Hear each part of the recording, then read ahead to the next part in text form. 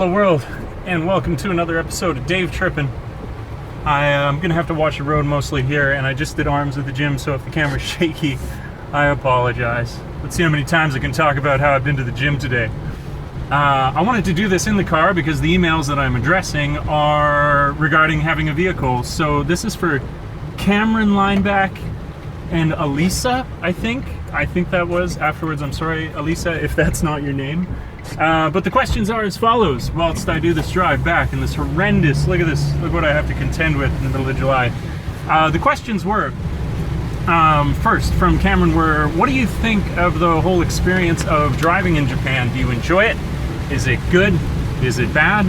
To tell you the truth, I absolutely love it. I love driving in Japan. It was a bit of a challenge for me to begin with because I'm from Canada and we drive on the other side of the road there. So as you can imagine, that's a little bit of a brain fuck, mind fuck when you come over. So that was something to learn, but it took me about a week and a half. So if that's something you got to go through, don't worry about it. You'll pass through the jaws of doom rather quickly. You'll be fine. The next thing, let's see, I read the email, so I'm trying to do this from memory. Of course, I can't flip back and forth. It was asking about oil changes and general maintenance on the vehicles that you're given. Well, truth is, you never have to do them. Those kind of like maintenance things are scheduled by the company and they just tell you where to go. Usually it's pretty close to you, so easy peasy lemon squeezy. No problem there. You just go in when they tell you to. Not complicated at all. What was another thing you're asking about? Choice of vehicles. This sorely is not something you have any control over. They say we're going to send a vehicle to your house. Vehicle shows up. You drive the vehicle. They don't even give you training. I thought I was going to get some training for driving in Japan because I'm from Canada. Nope. Here's the keys. You got an international driver's permit. You can drive. Go for it. So I was like, okay, I guess that's it. What was another question? So yeah, K-cars, no selection.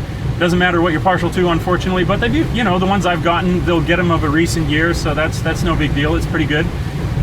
What else have we got on the list? Trying to remember. Memory's doing pretty good so far. So far we had, yeah, K-cars, oil checks, general experience. What else? Being tall and driving a vehicle. You mentioned, Cameron, that you're like 6'5". You know what, buddy? Your head's probably going to touch the ceiling. There's just not much you can do about that, but I'm like 6'2.5", and you can see I actually have a generous portion of space above me, so it's not that bad. Oh, a red light. I'm going to hold the camera with two hands and block the camera. Brilliant. Well done. Ah, twice. How can I do this? Oh, I'm an idiot. I'll just support my arm. Oh, that's so nice. Yeah, so if you're tall, that's going to be an issue. Smaller people than 6'2", like I'm saying, it's not much of an issue at all. You're fine. Was there anything else? I know I'm going to look through and go, that's the one point you missed. You're an idiot. Let's move on then from Cameron's question to Elisa's. Alesso? No, her questions were basically your questions. I'm addressing you personally. Or basically, is it kind of like, is it worth having the vehicle? And does having a vehicle mean that you're going to have a whole bunch of schools?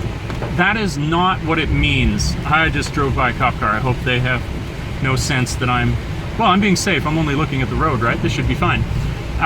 No, basically the assignment of your schools, if you're going to get a bunch of schools, you're just going to get them. It doesn't matter if you're in a city or if you're out in the countryside. Maybe you get 2, maybe you get 5. It's just dependent on the placement. You should just ask about how many the placement has, not whether having a vehicle in that placement means that you're going to get more schools. That's not usually what it's dependent on. That's not what it comes about from. And having, like you were asking, Alesso, you were asking about just the convenience of generally having a vehicle, and it really is amazing if you want to do something. I mean, I guess the trade-off is that if you're in the city, you don't really need the convenience of a vehicle because you're so close to everything, but it is pretty sweet no matter what, just being able to hop in a vehicle, go wherever you want to go. That's just sweet. It's well worth having. I've really enjoyed it. I've gone to a number of parks and stuff, you know, inaccessible otherwise unless you take a big ass long bus ride, things like that. So I've really enjoyed having it. I think it's great. It does not, as I'm now going to repeat myself, like I say, it's not going to impact whether or not you get a bunch of schools. If you got a bunch of schools, you got a bunch of schools, and you should, before you accept an assignment, ask them how many does your assignment have, so you can figure that out. All right, how long? So this guy's at like 5 minutes now, so I hope that answers your questions well. I hope you've enjoyed this very rainy, wet ride. I mean, it's of all times to like be out showing you what it looks like to drive home from the gym. This is not like the ideal time because it's so rainy, and this is how it's going to be. This is the rainy season. This is what it's like when you hit this time of year. It's so depressing. Anyways, my arm's dying. I've run out of answers. If I'm going to look at the email after this when I park, and maybe I do a tag on, but I think I pretty much got it all. If you do have any more questions, please just write me another email, write something down in the comments below, and then I'll get back to you. As well, anybody else checking this out, if you got more questions about driving in Japan, I could tell a few stories about craziness in Japan, but maybe I'll do that, like driving stories as opposed to just practical driving knowledge a different time. But if you do enjoy this, please do like, subscribe, and share. It hasn't ended in tragedy, been one of those videos where I go veering off the road. I think I've been careful. Yeah, please do like, subscribe, and share. I hope you enjoy it. Get a hold of me. My contact information is down below or in the comments. I really appreciate anybody who's finding the time to subscribe and check out my videos. It's awesome. I really appreciate it. Like I like to say, until we meet again next time, world, ciao for now. No luck, ma, no hands. Peace.